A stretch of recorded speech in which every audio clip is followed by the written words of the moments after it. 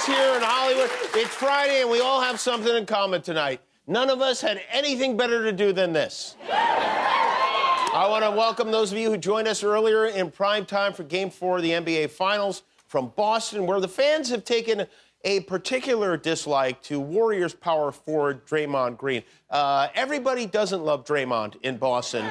He has been greeted with chants of F you each time he's played there, which you do have to take with a grain of salt. F you is like their aloha in Boston. It means that's how they greet everyone. That's what Ben Affleck's grandma says when he goes home to visit.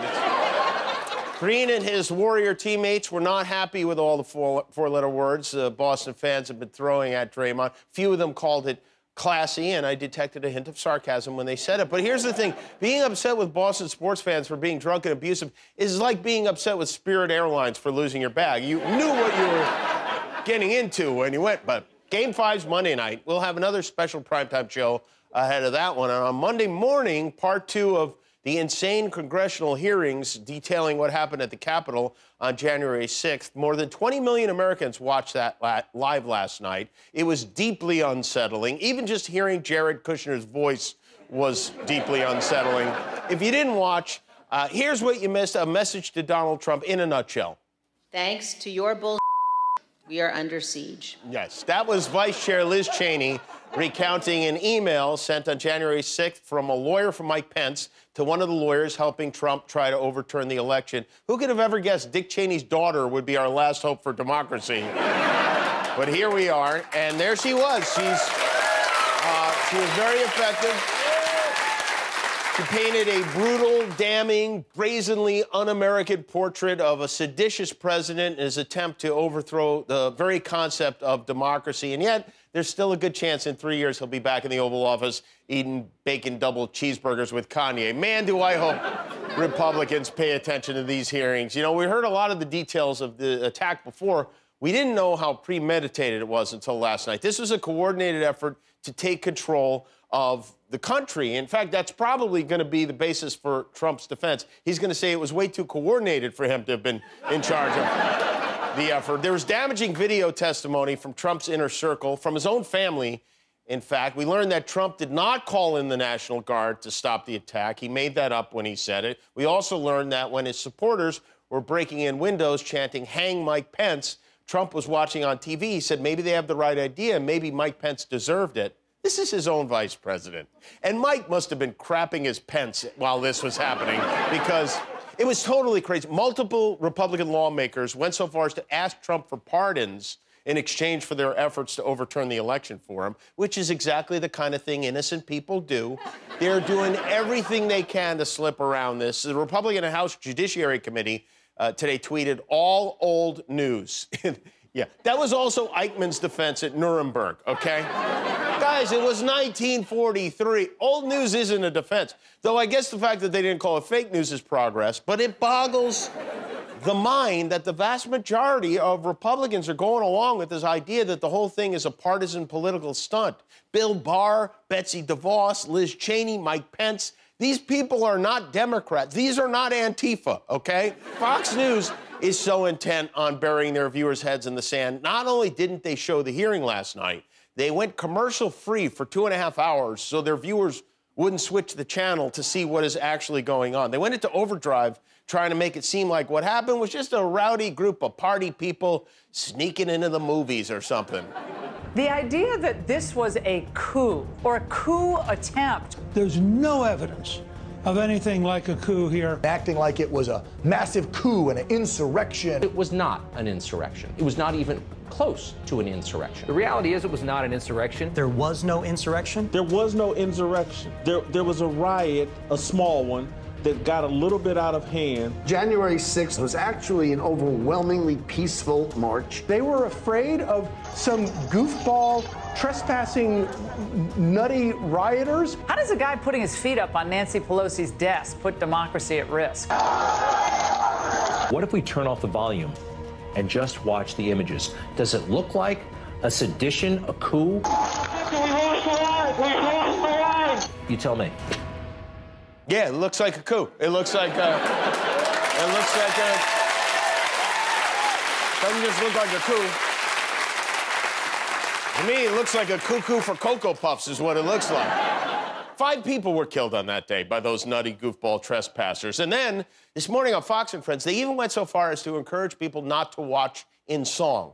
Well, I ain't watching TV today. Bad news, it can just stay away. If you ain't got anything good to say, then shut your mouth. I got my windows down and my blinders on. I got my head up my butt like a big moron. I'm singing. Sing with me, everybody, now. It's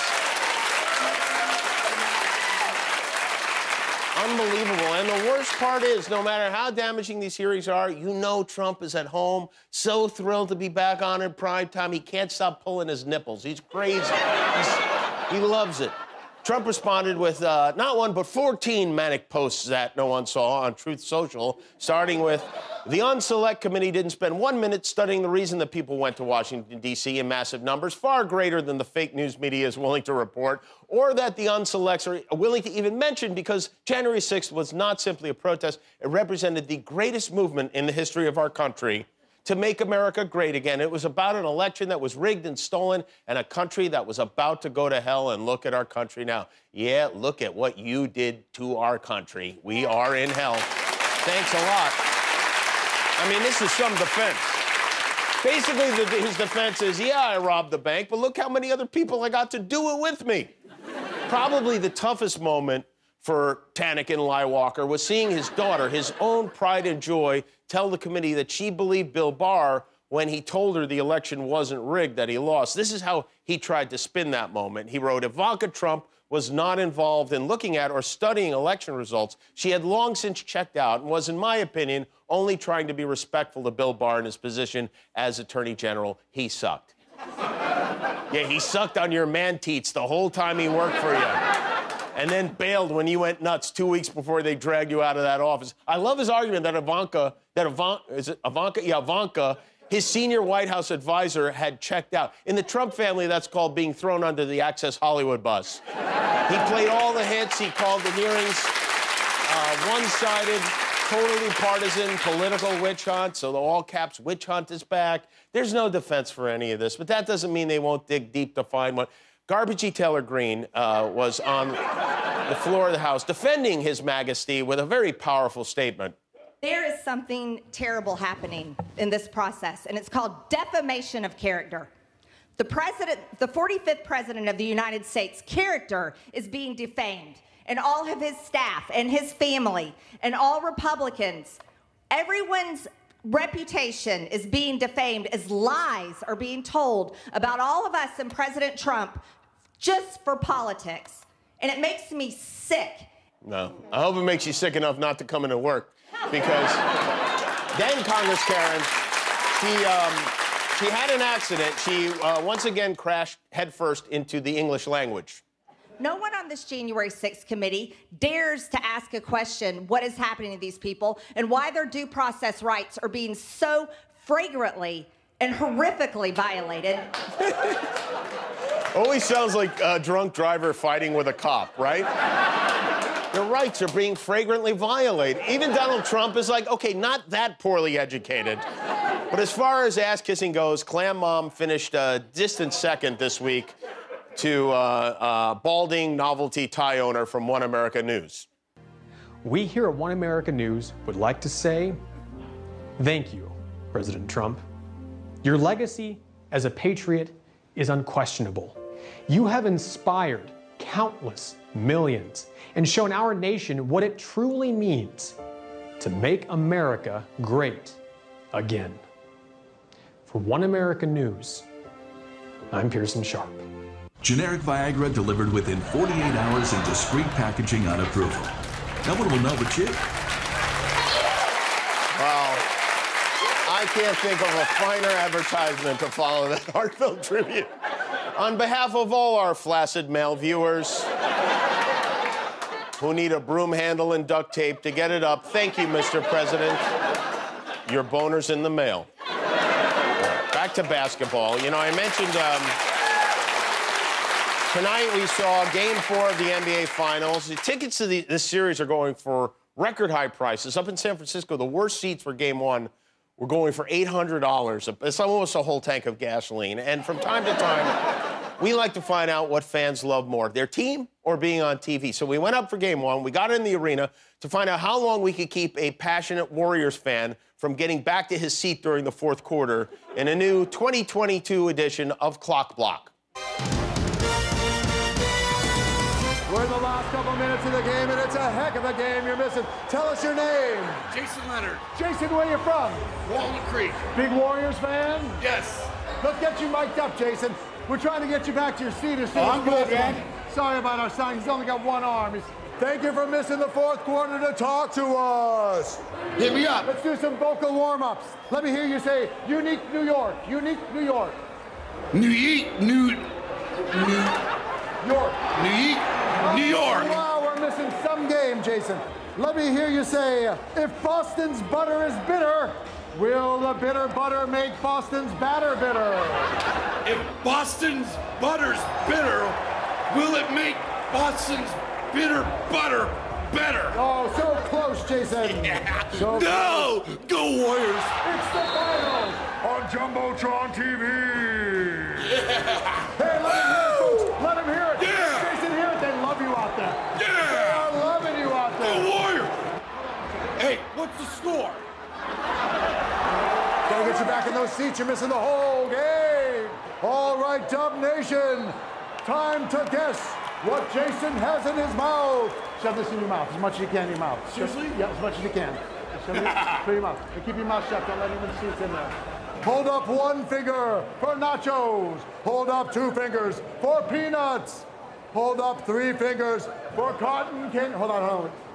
We're in timeout. Hold on. Wait. Let's find out what Jason has in his mouth. It's cotton candy. All right. She got in the way of that thing. Hold on. Oh, my God. I know, sorry.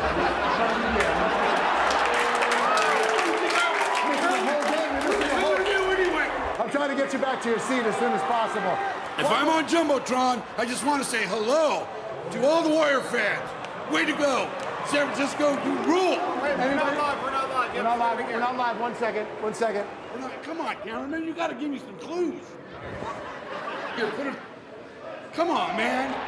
All right, Dub Nation. It's time to find out what's in Jason's mouth. There's nothing in there. Nothing in there. You're going to get more than you can't see. God damn it. Hold on a second, Jason. I got to take this phone call. Hello. I'm talking to Jason right now. He's fantastic. The crowd loves him. Isn't that right, Jason? They love me. He's missing the whole game. I'm missing the whole game, but I got an audience. Yes, that's right. Hey, what's the score of the game? Hold on 1 second. Hey, what's the score? Honey, I can't talk to you right now, baby Isabella. Let me FaceTime with my daughter real quick. She wants to see you. Just tell her to go to sleep. It's time to go to sleep. Dad's working. You gotta go to sleep. Go to sleep. Go to sleep. Go to sleep because I'm missing the game. You need to go to sleep. Go to sleep. Go to sleep, little. She's up little. Oh, those guys woke her up. Oh, you woke up his daughter. What's the score? She don't know the score? All right, 1 second. We'll get that score for you as soon as we can.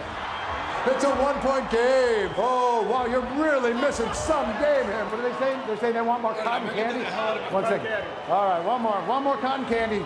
Really? One more cotton candy. It's like Admiral. Dude, I sucked it all, man. I ate it all. Let me get you some I love cotton cotton candy. What is the score of the game? Fill it up. What is the score of the game? And it's a tie game. What a game we're missing here. Unbelievable. On Jumbotron TV. Oh, they're all holding up their fingers. Let's see it. Open them up. They all got it. Oh, and that's it. End of the game. Everybody's leaving. Celtics win. Hey, thanks for talking to us. That's it? Sorry about making you miss the game, but there'll be other games, right? Yeah. If I'm on Jumbotron, I just want to say hello to all the Warrior fans. Way to go. San Francisco, you rule.